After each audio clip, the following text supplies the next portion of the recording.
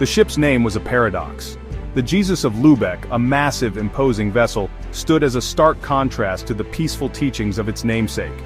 Built in Germany in 1544, the Jesus of Lübeck was initially intended for trade, a symbol of prosperity and economic promise. However, this grand vessel, with its impressive size and capacity for cargo, would soon become entangled in a much darker enterprise, one that would forever stain its name in the annals of history: the Atlantic slave trade. The story of the Jesus of Lübeck is a microcosm of a larger, unsettling narrative. It's a story of power, greed, and the exploitation of fellow human beings on an unimaginable scale. It's a story that forces us to confront the uncomfortable truths about our collective past and the legacies that continue to shape our present. The early years of the Jesus of Lübeck were marked by a sense of normalcy. It served as a merchant vessel, transporting goods between various ports. However, its fate took a turn when it was acquired by King Henry VIII of England in 1547. Under Henry's ownership, the Jesus of Lübeck underwent a transformation. No longer simply a vessel of commerce, it was outfitted for war, its spacious holds now capable of accommodating weaponry and soldiers. The ship participated in military campaigns, a tool of the English crown in its pursuit of power and expansion. It's ironic, perhaps, that a ship initially built for peaceful trade was repurposed for conflict. This transition foreshadowed the ship's future role in a trade far more insidious and devastating than any military campaign. In 1562, Queen Elizabeth I, Henry VIII's daughter, leased the Jesus of Lübeck to a group of merchants led by John Hawkins. Hawkins, an ambitious and ruthless trader, saw an opportunity in the burgeoning Atlantic slave trade. The ship, with its large capacity, was ideal for transporting enslaved Africans across the treacherous Middle Passage.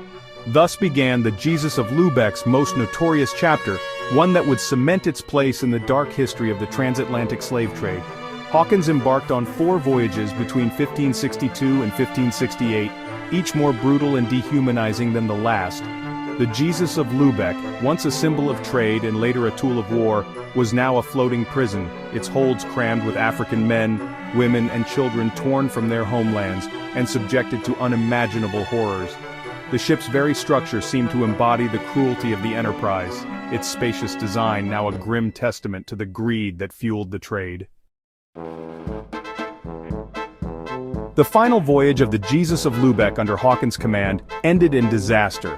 In 1568, the ship, along with several others in Hawkins' fleet, was attacked by Spanish forces near Veracruz, Mexico. The Jesus of Lübeck, battered and outgunned, was captured, marking the end of its role in the slave trade. But the damage was done. Thousands of Africans had been forcibly transported across the Atlantic in its hold, subjected to unimaginable cruelty and suffering. The story of the Jesus of Lübeck is not an isolated incident. It's a chilling reminder of the millions of Africans who were enslaved, transported, and subjected to centuries of oppression. It's a reminder of the greed and brutality that fueled this trade, and the lasting impact it continues to have on our world today. The Jesus of Lübeck may be lost to history, its timbers long decayed, but its story, like the stories of countless other slave ships, must not be forgotten. It's a story that forces us to confront the darkest chapters of our past, and acknowledge the enduring legacy of slavery and colonialism. It's a story that demands we look beyond traditional narratives, and engage in a more honest and critical examination of history. It's our duty to learn from this history, to acknowledge the suffering endured, and to work towards a more just and equitable future. We must challenge the narratives that seek to downplay or erase the horrors of the past. We must honor the memory of those who were enslaved by fighting for a world where such atrocities are never repeated. The story of the Jesus of Lübeck is a stark warning from history, a reminder of the dangers of unchecked greed and the enduring power of collective action. It's a story that must be told and retold so that we may learn from the mistakes of the past and create a better future for all.